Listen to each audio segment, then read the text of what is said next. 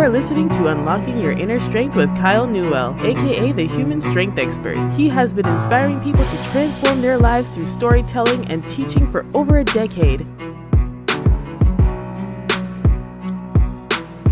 What's up, everybody? It's Kyle again. This is episode 153 with Unlocking Your Inner Strength. Let me make sure my hat is straight. There we go. So I've been working on something, and it kind of ties into all these lessons, and I'm going to leverage my time working on this by sharing everything with you, and it's going to keep me on pace as well. So leverage is one of the keys. But what I have, something I'm working on, a mini book of sorts, not a big book, but a mini book, is my 33 tips for winning or succeeding at life. So the things that have helped me, I want to share with you. So today we're going to go over lessons or tips 1 through 5. 1 through 5 that have become principles in my life that have helped me have a life that I live on my terms. Let me put it like that, because everybody defines success differently. And it's not about comparison, right? And there's still way more that I want to do with my life. But I don't think anybody can say I don't enjoy my life. Let's put it that way. So, first rule, consistency wins. Consistency wins. I've always said, and I used this when I was more active as an athlete, obviously through high school and whatnot, that people are more talented. People have better advantages and whatnot than I have. But I was always going to be more consistent. I was always in my mind going to outwork people. And something we do with the gym, for example, right? We send out an email Monday through Friday every single week. We don't miss. We do not miss. It's non-negotiable, right? But the consistency over time is going to win. People, when they're ready to take their life to the next level, are going to contact us because we are more consistent than anybody else out there. So consistency will always win. With your diet, with your relationships, with your health, consistency wins. So that's number 1. Number 2, do what you said you would do. So sometimes I wear that bracelet around, and it's really simple, right? It's not easy to do at all, but it's simple. Do what you said you would do.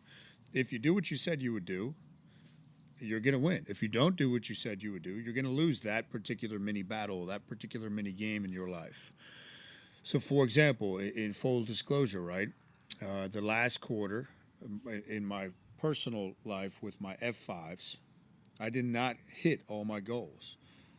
I was just kind of coasting, right? I didn't do what I said I was going to do, and I knew that, and I lost that mini quarter. So what I had to do is I had to say, why am I not doing what I said I was going to do? And I had to go back and find what my leverage was. What was my leverage to getting to my fun goal, to getting to my fitness goal, my family goal? What is my leverage? And I'm going to use Devin as my leverage, and it has to do with the boys. I actually worked on that Friday night when Devin was out. I came up with my 5, 6, 7 again, figured out what was my leverage. Your leverage is going to allow you to do what you said you would do. A lot of times in life, nobody's perfect. I do what I said I was going to do, and at those points in my life, I'm winning. So that's number 2. Number 3, intense time pressure. I'm a firm believer in this. You have to work to the clock.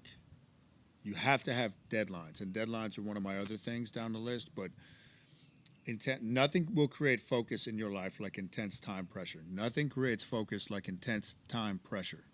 So how I do that, and I've gone over this many times, but to reiterate, in case you've never seen that or heard me talk about it, I set a timer when I work. When it goes off, so it's either 20 minutes, anywhere from 20 minutes to 33-minute work blocks. When it beeps, I take a 5-minute break. I get up, do chores, whatever I have to do. Look up stupid stuff on the internet, all that type of stuff.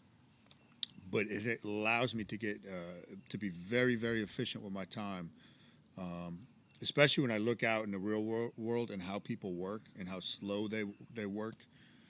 This has given me a great advantage. So work to the clock, intense time pressure. Number 4, so we got 2 more for today. Number 4, think small. Thinking small allows you to become big, right? Um, when you think massively, so massive action, you kill your desire. When you think massively, you kill your desire, and nothing actually ever happens. You don't even get out of the starting block. So again, Friday night, something I was working on is called a Pathfinder, and I took it and I said, okay, I didn't hit these particular goals. The Pathfinder helps you make everything out, get very clear on what the next step is. And it makes you think small. What's the next step? Who's involved? Who do I have to contact? When one of my old coaches, Matt Fury, who I learned a ton of great stuff from, would always remind me of that. He said, Kyle, when you first started lifting, did you ever imagine that you would bench 400 pounds? And I said, no, that wasn't even a thought, really. I wanted to gain muscle, be more confident. I remember not even be able to bench 85 pounds in high school when I first started lifting. Then I got up to 90 pounds. But it's a huge gap between 85 pounds and 400 pounds, right? But I was thinking small. How do I get another 5 pounds on the bar next month or next week? So when you think small, you take small action. When you think small, your time expands. When you think about too many things, your time speeds up. So thinking small actually expands your time. It slows time down. That is lost on many people. They think it's about more, speeding up things. And speed is a good thing at times, but there's more to life than simply increasing the speed of it. I love that quote from Gandhi. There's more to life than simply increasing the speed of it. Think small. And number 5. This will be the last one for today, but the next couple podcasts, let me remind you, I'll be going all the way through these 33 tips. You'll be the first to hear all 33 of these in one spot, and it will be made into a mini manual. I already have the first part of it written out, and I'll post that on my Facebook page today. So, number 5, deadlines are your lifelines. So think of the intense time pressure. The intense time pressure gets stuff done. Now, deadlines, and another fellow that used to coach me, Steve Knox, great guy, would always say, Kyle, your deadlines are your lifelines. If you don't have a deadline on something, it's not going to happen, right? So if you look, for example, how can this be used for fitness? So we're starting the fat shredder contest at Newell Strength. It's an awesome thing. It's really grown into something cool over the past 5 years. So that starts this week for everybody. But there's a deadline.